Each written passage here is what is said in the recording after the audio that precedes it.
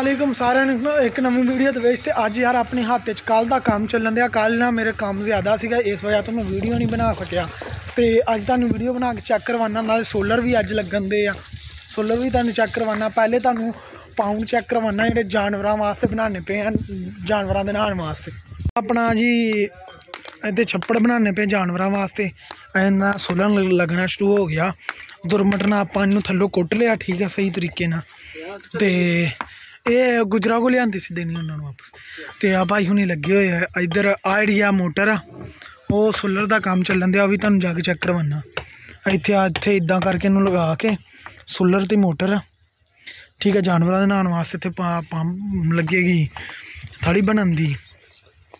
है मैं जानवरों लैके भी जाना वा, ठीक है। तो मेरा थोड़ा जिहा काम उधर ना इट्टां नू करन दे आ, तार करन दे, ताकि थल्ले ला के ते उत्ते सीमेंट पा सकन।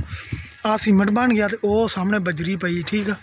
हुण चलते आप उत्ते उत्ते जाके जरा चेक करवाना। नहीं आए हुए, ठीक है जी। आ अपनी सोलर प्लेटां लगन दियां बनानियां शुरू करतियां। भाई भट्टी आ ते सईद साहब एक तस्वीर हो जाए, थंबनेल बनाना वा। हेलो, ए इत्थे रख, इत्थे रख, ठीक है। मेरा दोस्त मेरा सोलर लगाने आया, ठीक है। ये अपना सोलर पैनल लगन दे, वो सामने ना जानवरों का काम होंदा पिया। इत्थों सीधी तार जाएगी उधरों, वो थे उन्हें ना बन के सीधी उत्थे जाएगी वो जगह ते तार।